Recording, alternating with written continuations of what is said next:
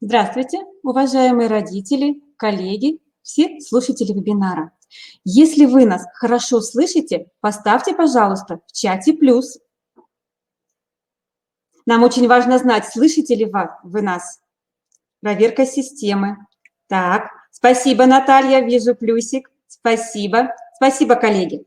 Вас приветствует коллектив муниципального бюджетного общеобразовательного учреждения «Начальная школа, детский сад номер 1» города Воркуты. Я, старший воспитатель Пархимович Наталья Витальевна, и моя коллега, педагог-психолог Санцова Альбина Ивановна. Наше учреждение реализует инновационный проект «Центр консультативной помощи родителям детей дошкольного возраста с особыми образовательными потребностями «Мы рядом» в рамках мероприятия реализации организационно-методических моделей и стандартов дошкольного образования путем актуализации нормативно-методической и методологической базы, а также экспертно-аналитического сопровождения ее внедрения, ведомственной целевой программы развития совместных механизмов и технологий дошкольного и общего образования, государственной программы Российской Федерации развития образования. Так, секундочку. С информацией о нашем консультационном центре вы можете познакомиться на официальном сайте нашего учреждения. Адрес нашего сайта вы видите на экране. Мы являемся сотрудниками данного центра и готовы провести бесплатную консультацию для родителей, законных представителей детей дошкольного возраста, как посещающих дошкольные учреждения, так и не посещающие дошкольные образовательные учреждения, для детей с особыми образовательными потребностями. Консультации могут быть не только очные, но и дистанционные, и по телефону. Мы предлагаем рассмотреть и обсудить сегодня вместе с вами следующие очень важные вопросы. Так, не вижу мышку. Угу. Так, как сделать эффективными развивающие занятия с детьми дома? Мы поговорим об организации игровой деятельности в домашних условиях, о создании условий для развития речи детей в домашних условиях и об особенности проведения сенсорных игр с детьми дошкольного возраста. Уважаемые родители, коллеги, в ходе вебинара у вас есть возможность задать личные вопросы в чате, и мы обязательно постараемся на них ответить в ходе вебинара. Итак, я передаю слово своей коллеге Санцовой Альбине Ивановне, которая расскажет вам о том, как создать специальные условия для игр и детей. Здравствуйте, уважаемые слушатели вебинара. Любой родитель, кто столкнулся с проблемами в развитии детей, хочет, чтобы игры и занятия были эффективными, был прогресс в развитии и положительная динамика. Мне бы хотелось поделиться несколькими идеями, как сделать так, чтобы занятия, игры в домашних условиях были интересными для ребенка и продуктивными для родителей. Развивающие занятия с детьми можно условно разделить на две группы – вне дома со специалистами и домашние. Занятия со специалистом строго регламентированы, четко выстроены по времени, а занятия дома, как правило, имеют не столь жесткую структуру и по времени имеют меньше ограничений, поскольку ребенок и родители находятся на своей территории. Так как каждое занятие регламентировано, пускай в большей или меньшей степени, вопрос о времени необходимо рассматривать в любом случае. И его необходимо, занятие, строить в соответствии с тем, сколько минут тратится на то или иное упражнение. Этот показатель тесно связан с контактом и пониманием речи. От того, насколько ребенку интересно и насколько хорошо он понимает поставленные перед ним задачи, зависит продолжительность и эффективность занятия. Эффективность развивающих занятий с детьми дома, на мой взгляд, может не уступать занятиям со специалистом. Важно, чтобы эти занятия были интересны ребенку и комфортны родителям, которые с ним занимаются, поскольку на результат занятия, на его качество влияет эмоциональное состояние обоих сторон. Пример очень простой. Ребенок хочет играть и тянет маму или папу в комнату, а родители только пришли с работы, совершенно уставшие и без сил. Очевидно, игры в такой ситуации не получится. А уж про занятия, где порой приходится прилагать усилия, и говорить не стоит. Есть способы создать условия для всех участников, при которых время занятий и их продуктивность увеличивается. Об этом и будет сегодняшняя наша встреча. На каждое занятие необходимо составить план. Можно самостоятельно, но лучше при поддержке специалистов. План может в себя включать перечень заданий, их очередность, так как иногда важно чередовать легкие и сложные задания, а заканчивать занятие предпочтительно легкой и приятной игрой для ребенка. Перечень методических материалов, как профессиональных, так и домашних самоделок, планируемый хронометраж, систему фиксации изменений и успехов ребенка, поскольку важно подмечать даже маленькие успехи ребенка в выполнении заданий, особенно те, что являлись для вас неожиданностью, поскольку они могут дать материал для серьезной корректировки занятий. Для фиксации изменений можно завести отдельный дневник, в котором сразу же после занятия записывать интересные и неожиданные результаты, новые слова, новые действия, новые освоенные навыки, неожиданные поступки. Каждый вопрос на занятии, поставленный ребенку, предполагает, что необходимо подобрать правильный ответ, исходя из уже имеющегося у ребенка опыта и умения строить логические цепочки. Если же вопрос слишком сложный для ребенка, то на поиск ответа уйдет намного больше времени, чем запланировано. Это тоже нужно учитывать. Чтобы выполнение одного задания длилось не больше, чем это предполагается планом, необходимо его объяснить и донести до ребенка в той форме, которая будет для него наиболее интересной. Важно, чтобы малыш хотел заниматься и прикладывал к этому усилия. Например, можно использовать наводящие вопросы. Это позволит за небольшой промежуток времени переключиться с одной темы на другую. Развивающие занятия с детьми следует начинать с общения, чтобы установить контакт. Затраченное на это время пойдет на пользу, так как ребенок будет чувствовать себя комфортно и старательнее будет выполнять все задания. Лучше преодолеть все сложности с общением в самом начале, чтобы не сталкиваться с ними постоянно в каждом занятии. Это позволит сэкономить время и успеть сделать больше. Начинать занятия нужно сразу, не стоит оттягивать время. Начать можно с приветствия или с нескольких вопросов, которые помогут установить контакт. После этого нужно перейти непосредственно к занятию, которое должно быть структурированным, и на каждую форму упражнений следует выделить фиксированный промежуток времени. Также очень важно удерживать внимание ребенка на протяжении всего занятия. В младшем дошкольном возрасте оптимальная длительность занятия составляет не больше 20 минут, а в более старшем до 45. Но для занятия с особенными детьми дома длительность устанавливается индивидуально, исходя из возможностей ребенка. Например, можно заниматься с ребенком по 5-10 минут, потом перерыв, и так несколько раз за вечер. Ребенок не успевает утомиться и спокойно, заинтересованно участвует в таких занятиях. На протяжении всего занятия ребенок испытывает определенные эмоции. В начале занятия малыш находится в определенном эмоциональном состоянии, которое зависит от многих факторов. На это влияет и настроение, и его самочувствие, и отношение к самому занятию, которое предстоит в ближайшее время. Поэтому необходимо настроить ребенка на продуктивную работу, вызвав у него при этом положительные эмоции. Когда малыш испытывает радость, то все, что происходит вокруг него, воспринимается с позитивом. Ему захочется делать задания и упражнения, он будет стараться и совершенствовать свои умения. Кроме того, самое главное, он будет получать удовольствие от самого процесса. И наличие радости является хорошим фундаментом для концентрации внимания. Дети, которые испытывают только хорошие эмоции, не придется по нескольку раз объяснять одно и то же. Они быстрее воспринимают информацию. Возможно ли работа без эмоций, в нейтральном тоне, когда на занятиях все происходит как обычно? И задания могут быть не монотонными, а разнообразными. Конечно, может быть, но хорошо ли это? Такая форма работы имеет место быть. Но у нее есть один существенный недостаток.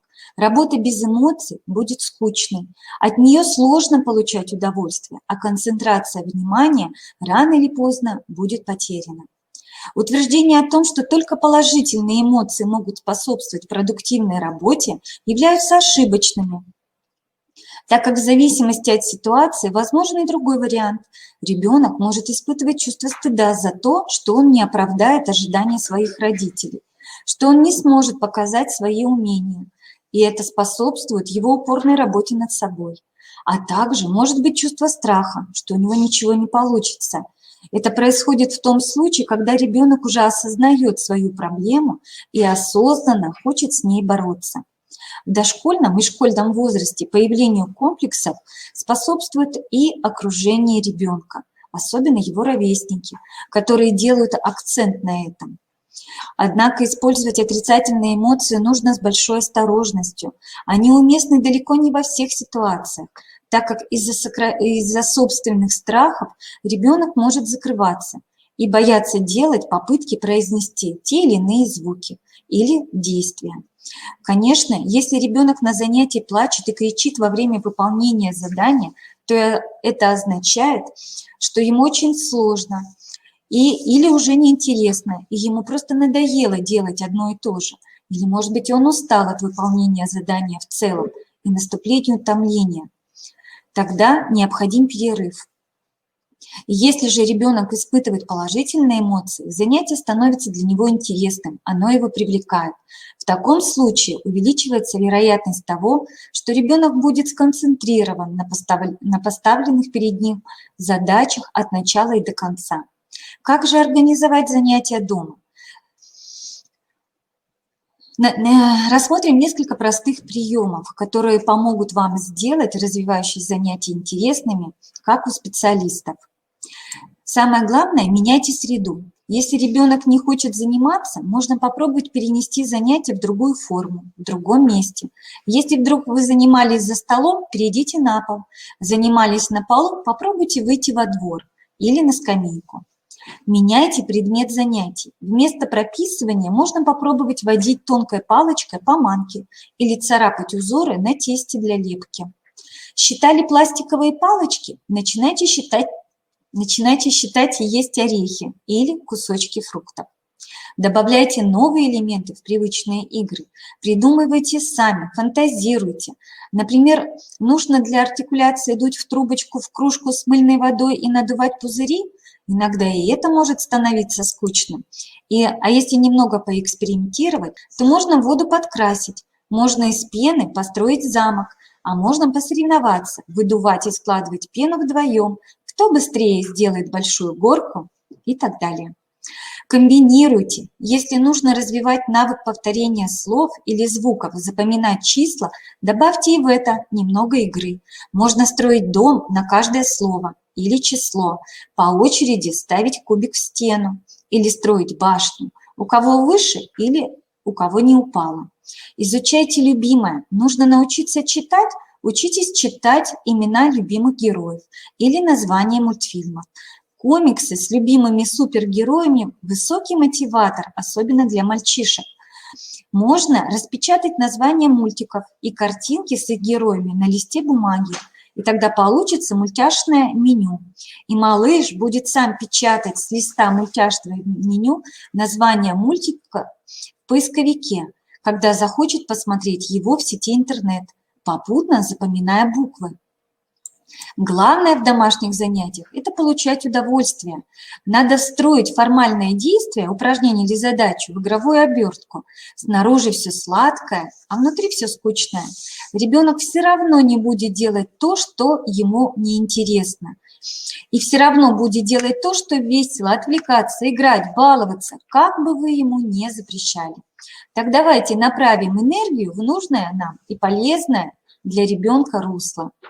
План для развивающих занятий с детьми можно оформить в виде краткого недельного расписания и повесить его на холодильник или в том месте, где хранятся учебные материалы. Можно активнее привлекать всех родных и близких, а в особенности папу. Можно выбрать с папой список нескольких игр, которые ему по душе. сделать отдельный список. Игра с папой сама уже по себе праздник для ребенка. А если они станут хорошей семейной традицией, то и учебные задания будут выполняться легче. Материал для развивающих занятий лучше хранить отдельно в коробке или в ящике, чтобы в любой момент можно легко и быстро все приготовить, не тратя время на поиски. А для папы сделать отдельный ящик и положить их рядом с папиным списком игр. Можно в занятиях активно пользоваться современными устройствами, телефоном, планшетом, смартфоном. Можно записывать видео вместе с ребенком, делать фотографии или научить его самого снимать ролики, а вместе смотреть их. И вы можете делать акцент на тех моментах, которые получились у ребенка лучше всего. Развитие ребенка – процесс не одного или нескольких дней, и даже не несколько месяцев. Быстрых результатов ждать не приходится. И нужно настроиться на длительную системную работу. Даже если вам кажется, что процесс остановился и нет продвижения вперед, просто радуйтесь совместному проведенному времени рядом с вашим ребенком. При регулярной планомерной работе внутренние процессы все равно идут своим чередом. В чем вы точно можете быть уверены, что все ваши достижения останутся с вами, поскольку они результат длительных и серьезных усилий с вашей стороны. Это как подниматься в гору. Даже если вы продвинулись на 1 сантиметр вверх, вы уже прошли этот сантиметр, и путь наверх стал немножечко меньше. Правильно организованные, регулярные развивающие занятия с детьми – это лучшее средство в развитии детей. Спасибо за внимание. Спасибо, Альбина Ивановна, за такие полезные и дельные советы. Уважаемые родители дошколят, предлагаем вашему вниманию рекомендации инструктора по физической культуре нашего учреждения Сирой Марины Геннадьевны по организации игровой деятельности в домашних условиях. Здравствуйте, Марина Геннадьевна, вам слово. Здравствуйте, уважаемые родители. Играйте вместе с детьми. Дети – это цветы нашей жизни. От того, как мы их будем воспитывать и сколько любви будем в них вкладывать, зависит их будущее. Немаловажную роль в воспитании ребенка занимают игры. Игра является ведущим видом деятельности ребенка дошкольного возраста и занимает центральное место в его жизни. Игра – это своеобразный, свойственный дошкольному возрасту способ усвоения общественного опыта. Интересные игры создают бодрое, радостное настроение, делают жизнь детей полной, удовлетворяют их потребность в активной деятельности. Для того, чтобы подготовить ребенка к будущему, чтобы его настоящая жизнь была полной и счастливой, играйте со своими детьми. Игра и различные игры, они бывают очень разнообразны. Условно их можно разделить на 2 категории. Творческие игры и игры с правилами. Творческие игры бывают режиссерские, сюжетно-ролевые, театрализованные, игры со строительным материалом. И второй вид игр – это игры с правилами, дидактические и подвижные. Казалось бы, что может быть интересного в привычном до мелочей в нашем доме? Однако при определенном энтузиазме можно превратить домашние игры в самые увлекательные и желанные для вашего ребенка. Тем не менее, чтобы игровой процесс проходил с комфортом для всех участников, необходимо придерживаться определенных правил. Рекомендации для родителей. Играя с ребенком, находитесь с ним на одном уровне. Тем самым вы показываете, что в игре вы на равных. Подберите для игры яркие, красивые игрушки. Игрушки не должны быть слишком большие или слишком маленькие. Игрушки должны быть интересны вашему ребенку. Покупая новую игрушку, обязательно покажите, как в нее играть. Например, вы купили мяч. Покажите, что его можно подбросить, его можно прокатить, его можно перебрасывать друг другу. Тем самым вы увлечете ребенка и привлечете его к игре. Постепенно сокращайте свое участие в игре. Давайте ребенку проявить свою активность в ней. Озвучивайте все ваши действия, проговаривайте. Например, сейчас мы с вами поиграем в самолеты. Мы заведем с вами моторчик, проговариваем. Потом расправляем крылышки и полетели. У-у-у, полетели и прилетели на посадку. Сели. Подберите правильное время для игры. Выбирайте время не тогда, когда ребенок хочет есть, спать. Выделите в режиме дня определенное время для игры. Так ребенку будет более интересно играть в данный момент. Повторяйте игры. Ребенок может не сразу полюбить игру, запомнить правила. А когда уже хорошо усвоена игра, начинайте фантазировать. Можно поменять героев игры или предметы, а можно изменить последовательность. Не сдерживайте двигательную активность ребенка. Создавайте в игре непринужденную обстановку, чтобы было можно и поиграть от восторга, и покувыркаться на радостях. Предлагайте ребенку соответствующие его возрасту игры и игрушки. И помните, игрой можно увлечь, но не заставить играть ребенка. Природа игры такова, что при отсутствии абсолютной добровольности она перестанет быть игрой. Не объясняйте ребенку, как надо играть, а играйте вместе с ним. И самое главное, больше хвалите ребенка за его успехи.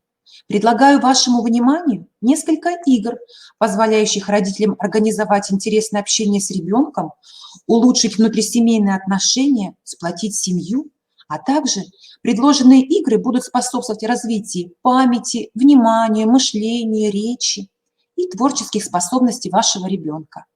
Игра «Холодно-горячо» издавна известна всем игра и очень любима. Когда вы прячете один из участников прячет определенный предмет в комнате, а второй ходит его ищет. А вы подсказываете, соответственно, холодно или горячо. Также вы можете задействовать свои творческие способности, придав словам «прохладно» или «ты не замерз?» нужную интонацию. Или еще более интересной станет игра, если вы разложите по комнате подсказки. Сначала ребенок находит одну подсказку, где вы можете изобразить либо стрелочки, либо картинки, потом вторую и так далее. Попробуйте также спрятать сюрприз для ребенка. Ребенок будет в восторге. Предлагаю игру «Зеркало», которая развивает внимание и концентрацию. Ребенок будто бы смотрит в зеркало, а вы за ним повторяете все его движения. Если ребенок скачет, вы также скачете возле него. Если ребенок медленно передвигается, вы также передвигаетесь. Во время этой игры не прикасайтесь друг к другу. Через пару минут поменяйтесь ролями. С детьми раннего возраста полезно использовать игры на коленях. Предлагаю такую игру «Раз, два, три, бум». Посадите ребеночка к себе на колени, к себе лицом.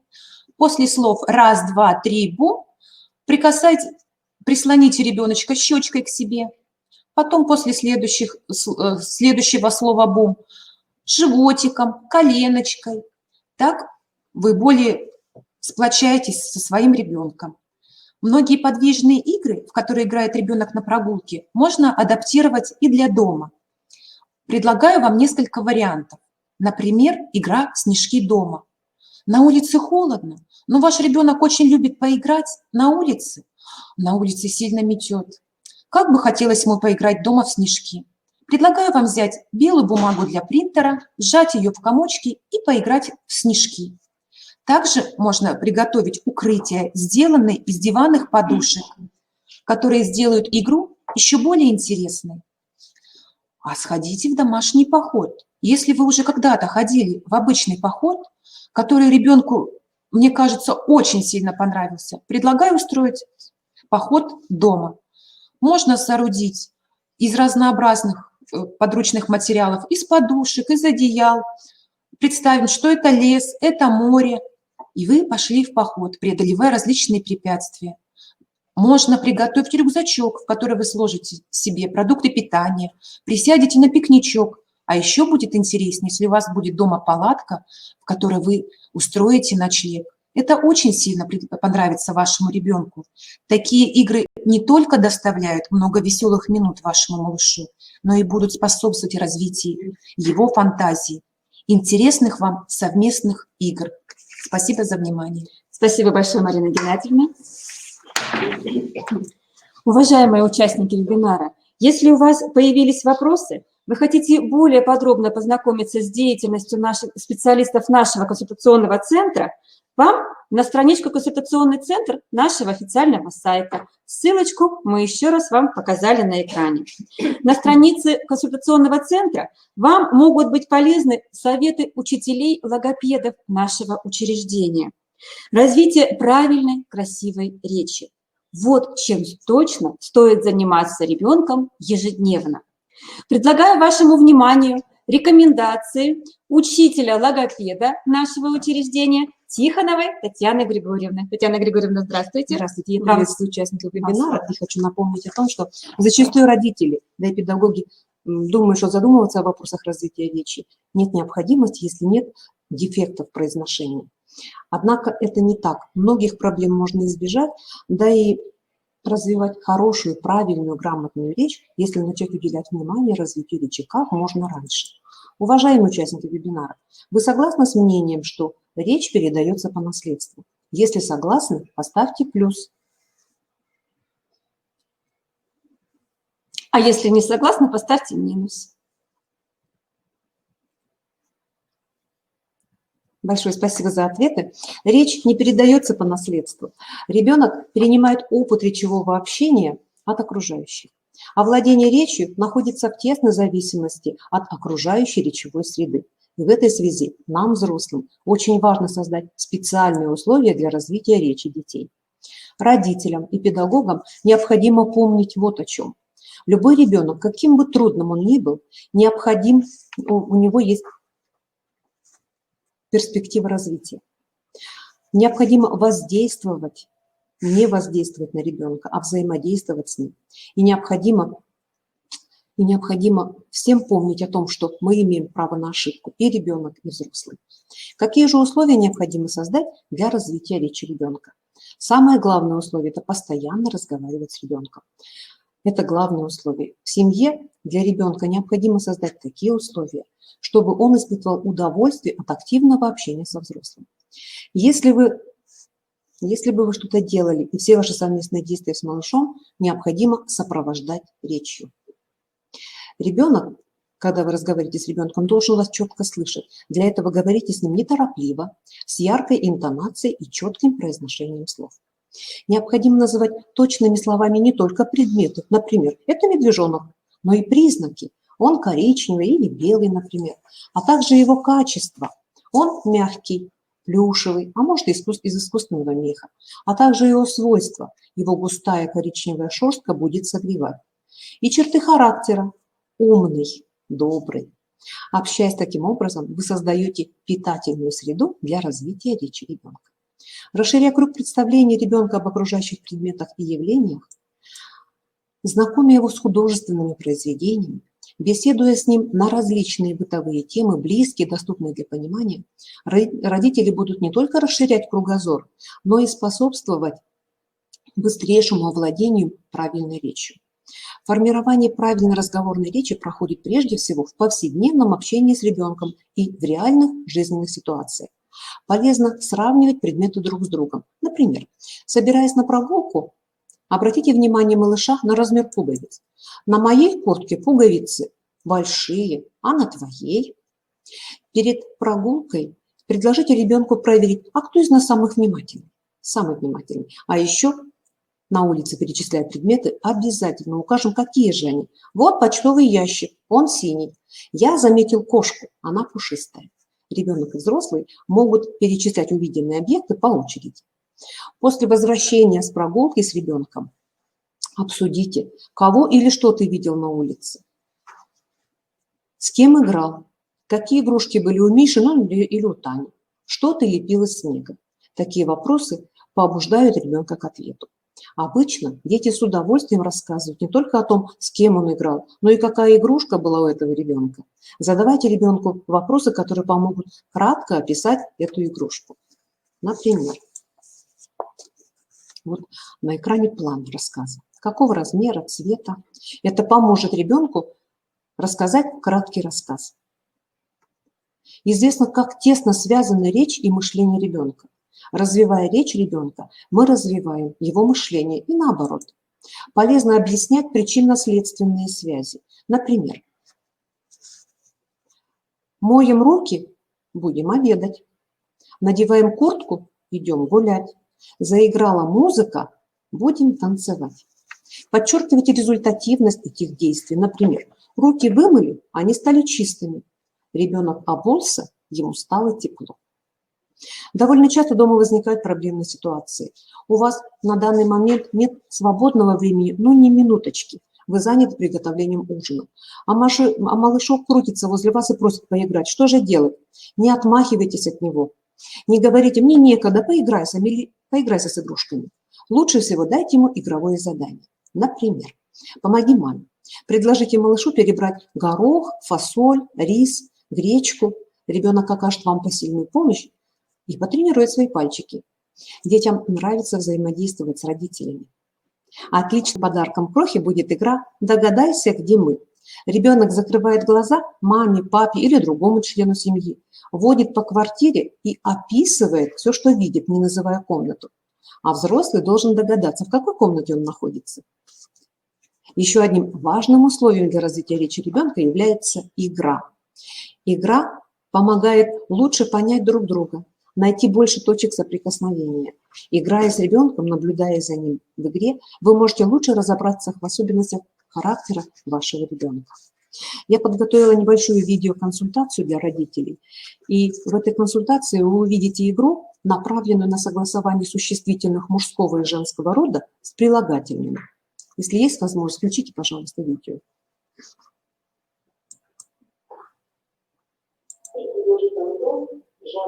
Предложить вам игру «Жадина», которая научит вашего ребенка согласовывать прилагательные с существительными. Давайте поиграем.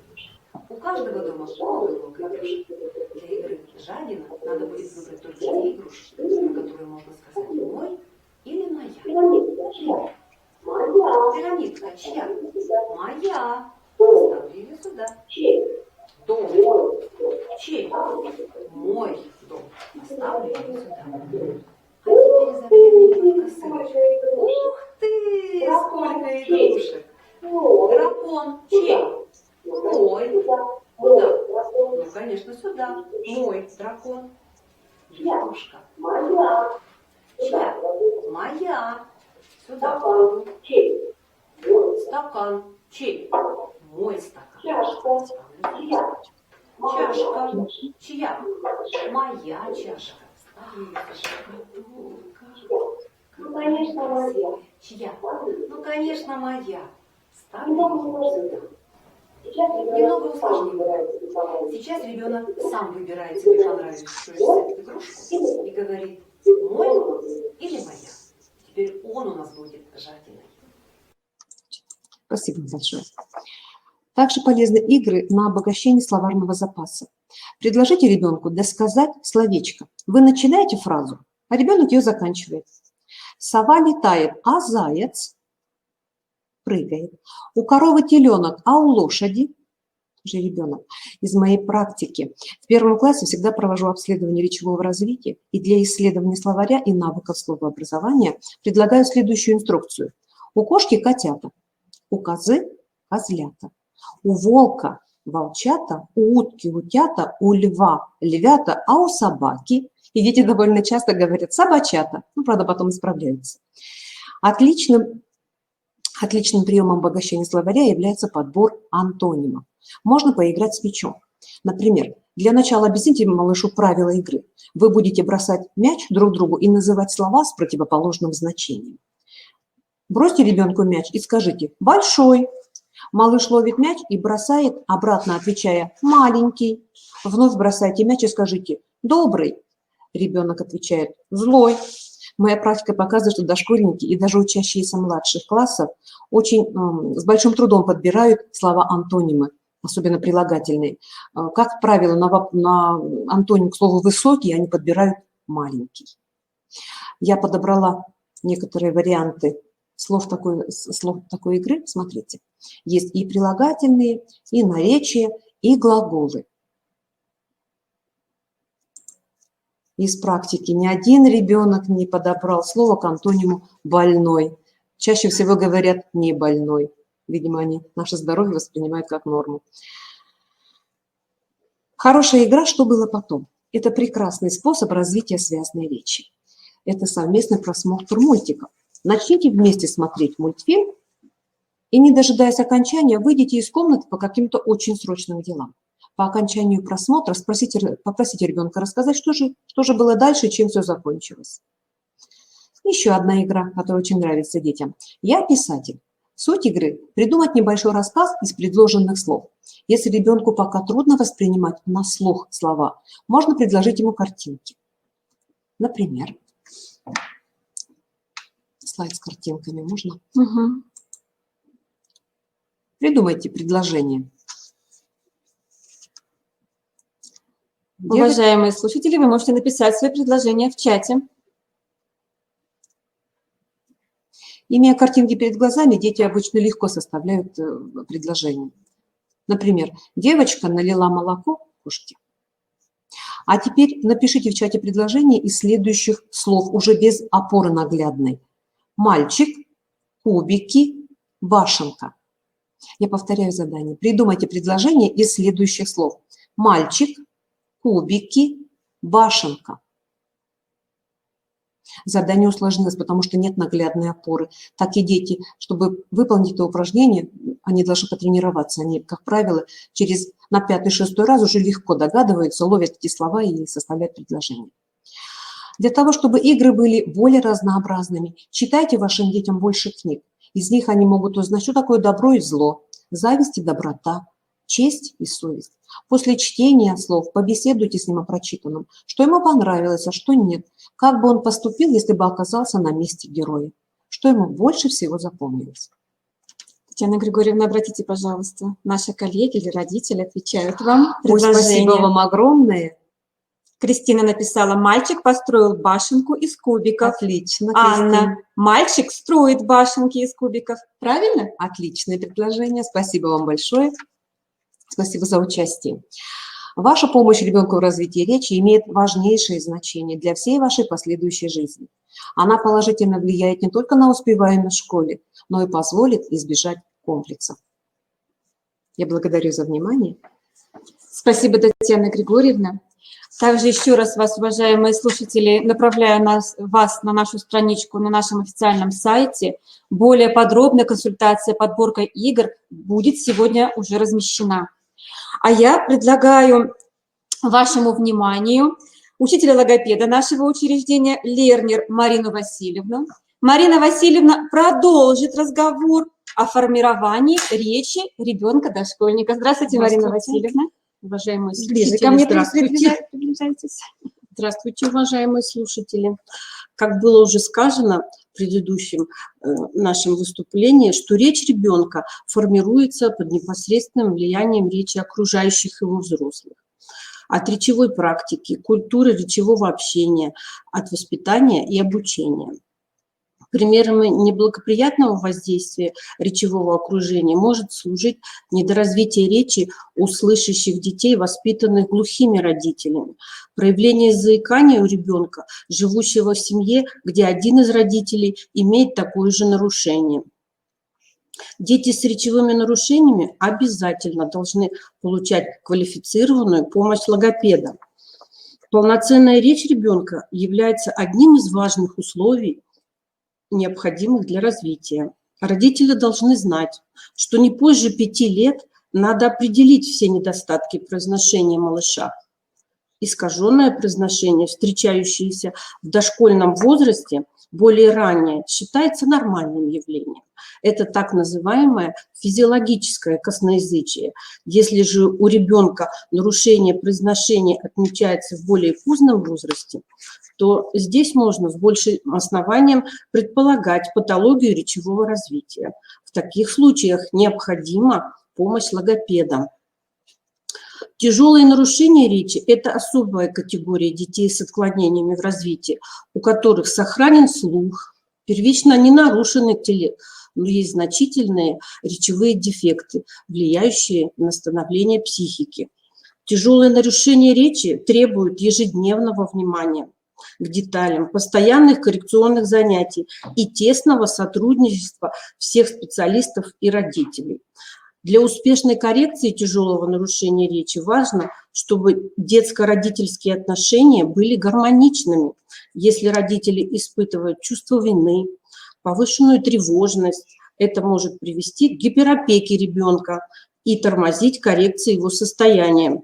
В этих случаях рекомендуется проработать эмоции и страхи с семейным психологом. В случае, когда в семье растет ребенок с сенсорной алалией, родителям целесообразно следить за звуковым и речевым режимом малыша. Ребенка нужно ограждать от излишне частого общения к нему окружающих, создать для него щадящий звуковой режим, исключить по возможности долгое слушание радио, телевизора. Причем важно создать вокруг ребенка не только тишину, но и ситуацию зрительного голода, не показывать игрушек, картинок. Только в таком спокойном фоне логопед сможет начать работу с малышом. Если у ребенка заикание, то родители обязательно должны организовать у ребенка дневной сон. Им надо ограничить все разговоры детей, не задавать им вопросы, не заставлять повторять сказанное с заиканием. Если ребенок начинает говорить с заиканием, родители должны тут же прийти к нему на помощь и договорить за него слово или фразу.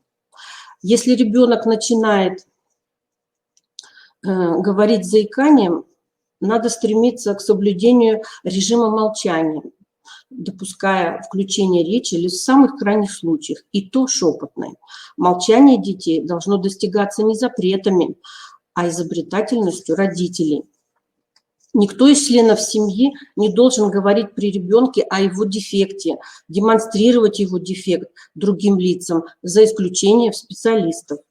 Для ребенка надо создать дома спокойную обстановку, учить его говорить не торопясь, не громко. Если заикание удалось устранить, то с целью избежания рецидивов желательно, чтобы большую часть времени он проводил с тем из взрослых, кто наиболее спокоен, ласков, выдержан. Лучше, чтобы в это время ребенок дружил с одним товарищем, младшим по возрасту. Соблюдение этих условий закрепит у ребенка навыки нормальной речи. Если у ребенка дизартрия, родители должны постараться в первую очередь организовать режим сна и бодрствования, поскольку у детей с дизартрией отмечается недоразвитие моторики, в частности, нарушение движения пальцев и кистей рук. Ребенок не может сам одеться, причесаться, действовать с мелкими предметами.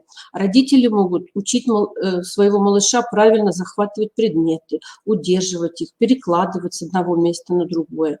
Надо с большим вниманием относиться к самым незначительным успехам ребенка, положительно их оценивая.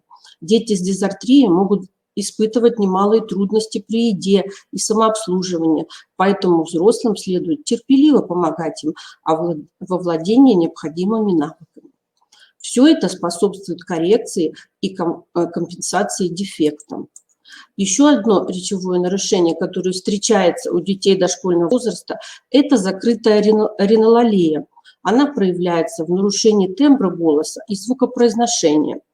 Обусловлен этот дефект непроходимостью носовой полости, вызванным наличием в носу полипов, аденоидных разрастаний, искривления носовой перегородки, гипертрофии слизистой носа. В этих случаях родители необходимо с помощью специалиста удалить причину непроходимости носовой перегородки. Как правило, как только появится правильное носовое дыхание, исчезнет и дефект. Реже встречается у детей открытая ринолалия, возникающая в результате расщепления мягкого и твердого неба. При такой форме ринолалии в течение первых лет жизни ребенка ведущая роль принадлежит педиатру, который руководит вскармливанием и режимом дня малыша, осуществляет специальное медицинское лечение. Обычно ребенку с такими речевыми нарушениями в дошкольном возрасте должна быть сделана операция по восстановлению неба. Вместе с тем логопедическая работа начинается еще до операционный период. Это способствует предотвращению возникновения нарушений и функционированию органов речи. Общее недоразвитие речи первого и второго уровня характеризуется нарушением всех сторон речи. Основная ее отличительная черта – наличие проблемы как со звуковой стороной, произношением, так и с лексико-грамматикой. При этом дети с общим недоразвитием речи не имеют нарушения слуха и интеллекта. Родители, у которых растет ребенок с тяжелым речевым нарушением, не должны ограждать его от общения со сверстниками, имеющими нормальную речь. Важно всячески поддерживать интерес малыша к речевому общению, помогать ему в осуществлении такого стремления. Важную роль в запоминании зрительных образов детей имеют тактильные ощущения, так как ребенок познает мир в основном в игровой форме. Ему очень важно иметь прямой контакт с вещью, играть с такими предметами, создавать насыщенные зрительные образы, делает их запоминание лучше. Поэтому, подбирая развивающие игры для ребенка, старайтесь отдавать предпочтение тем играм, которые можно потрогать, рассмотреть. Упражнения для развития зрительной памяти выполняются с использованием картинок, игрушек, книжек со сказками и стихами. Предлагаю вашему вниманию видеоролик с играми по развитию лексико-грамматики у двуязычных детей.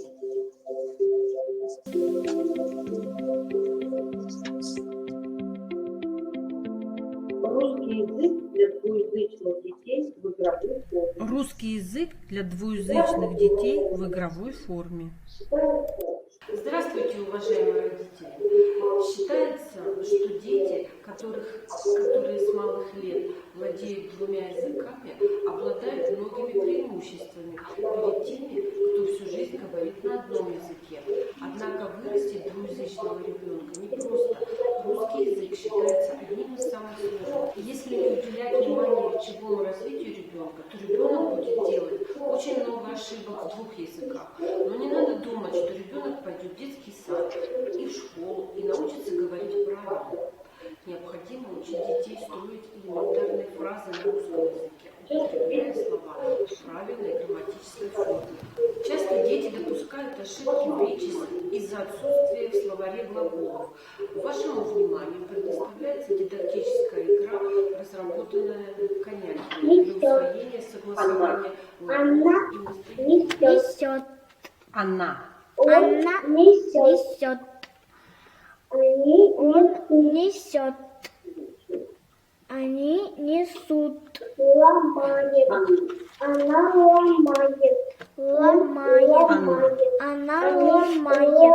Он ломает. Они ломают. Она готовит. Она готовит. Он готовит. Он готовит. Они готовят. Она стоит. Стоять. Она стоит. Стоят. Он стоит. Они стоят. Большие трудности у двуязычных детей вызывает образование множественного числа имен существительных. Не стоит отчаиваться. Эту проблему можно решить. Для лучшего запоминания детьми правильной грамматической формы поиграйте с ним. Вашим помощником станет мяч. Сейчас мы с тобой поиграем с мячиком. Один много. Я назову тебе один предмет, а ты мне много. Стол. Шкаф. Шкафы. Шкаф. Молодец. Если вы заметили, что ваш ребенок говорит желтая перчатка или красные сапоги, помогите ему. Можно начать с картинок. Предложите поиграть в красное. Какой мяч? Красный мяч. Какие мячи? Красные. Какая рубашка? Красная рубашка. Какие рубашки? Красные. Или зеленая. Какой сапог? Зеленый сапог. Какие сапоги? Зеленые. Какая шапка? Зеленая. Какие шапки? Зеленые. Чаще напоминайте ребенку о том, как полезно и хорошо знать два языка. Желаю вам удачи в изучении двух языков.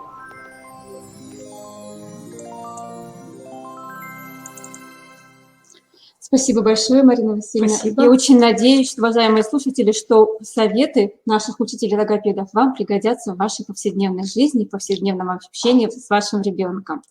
А сейчас, уважаемые слушатели, я представляю вашему вниманию учителя-дефектолога нашего учреждения Акимову Ольгу Владимировну.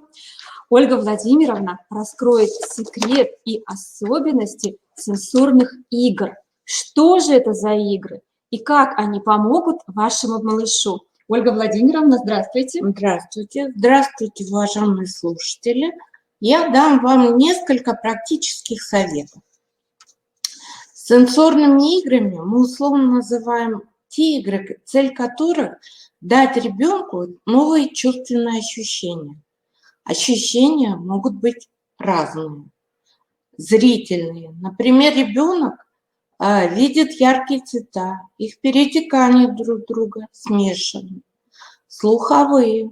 Ребенок слышит разнообразные звуки, от шуршания опавших листьев до звучания музыкальных инструментов.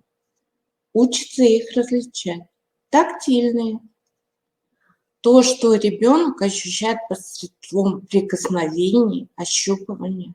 Это и различные по фактуре материалы. От мягкого махрового полотенца до прохладной гладкой поверхности стекла. И различные по величине и форме предметы. Ну, например, большой мяч и крохотная бусинка. Двигательные ощущения – это от движения тела в пространстве и ритма движений. Ходьба, бег, танцы. Обонятельные. Ребенок вдыхает и учится различать разнообразные запахи окружающего мира. От аромата котлетки и маминых духов до запаха деревянного забора и стальной перекладины. Вкусовые. Ребенок пробует и учится различать на вкус разные продукты питания и блюда. Маленький ребенок начинает открывать мир, впитывать в себя потоки сенсорной информации. Он разглядывает яркие цветные предметы и игрушки, ощупывает их, тянет в рот, гремит железными крышками, шуршит полиэтиленовым пакетом. Ему все интересно, каждая мелочь. Цель проведения с ребенком таких игр – это создание эмоционального настроя. Механизм проведения игры следующий. Привлечением новым ощущением ребенок соглашается на участие в игре, а полученное удовольствие связывает с него с образом взрослого. Уважаемые участники вебинара, к сожалению, из-за ограничения времени мы не можем рассказать о всем многообразии сенсорных игр. Предлагаем вашему вниманию лишь небольшую их часть. И более подробно с различными играми вы можете ознакомиться на странице «Консультационный центр» официального сайта учреждения. Игры с красками. Например, кукольный обед. Накройте на стол, расставьте стаканы, усадите кукол, мишек, разнообразных игрушек и угостите их разными напитками. В игре красная вода может превратиться в томатный сок, белое – молоко, оранжевое – фанту, а коричневое может превратиться в кофе. Можно затеять игру в ресторан или кафе, учитывая опыт и возраст ребенка. Игра может стать даже поводом поупражняться в счете. Посчитайте стаканы с напитками, чтобы они соответствовали количеству гостей. Или, используя стаканчики разного размера, можно знакомить ребенка с понятием величины. Игры с водой. Возня с водой, переливание, брызгание особенно любимы детям. Такие игры можно затевать не только купаясь, но при самой любой возможности. Сунуть пальчик в бьющуюся струю фонтана и посмотреть, что получится. Заглянуть в лужу асфальта и попробуйте разглядеть в ней свое отражение, или облака, или ветки на деревьях. Бросить камушки в воду и посмотреть и наблюдать, как расходятся круги по воде. Игры с водой имеют и еще и терапевтический эффект. Сама фактура воды оказывает приятное, успокаивающее воздействие, дает эмоциональную разрядку. Наполнив таз водой, организуйте игру в бассейн, где учатся плавать игрушки. Сопровождайте ход игры словесным комментарием. Вот наши куколки пришли в бассейн. Какой большой бассейн! В бассейне учатся плавать. Вот так, поплыли. Игры с мыльными пузырями. Детям нравится наблюдать за кружением мыльных пузырей. С криками восторга они носятся по комнате, пока не помоют все до одного. И тут же просят повторить. Но сами часто маленькие дети выйдут пузыри, отказываются. Но это требует сноровки и определенного уровня развития дыхания. Мы предлагаем предварительно подготовить ребенка к игре с мыльными пузырями. Для этого нужно научить его сильно дуть, направляя струю воздуха в нужном направлении. Я предлагаю такие игры. Пошел снег. Взять кусочек ватки и дуть на этот кусочек в воздухе, чтобы она не упала. Или, например, плыви кораблик.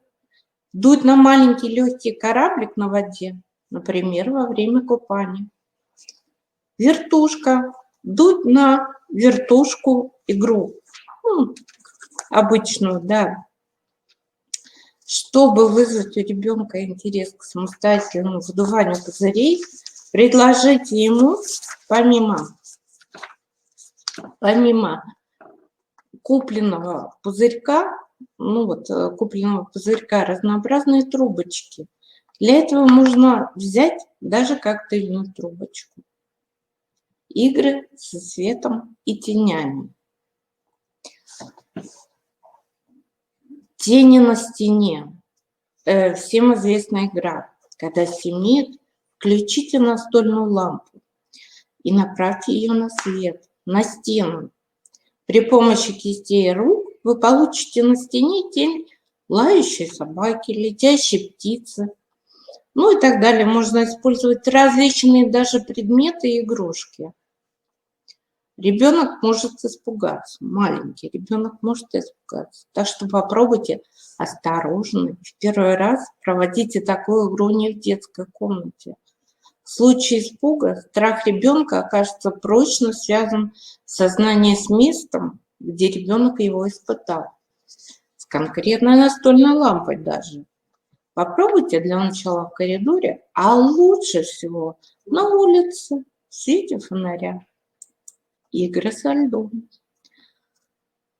Замораживая воду не только в специальных формочках, используйте также пластиковые стаканчики, формочки из-под конфет,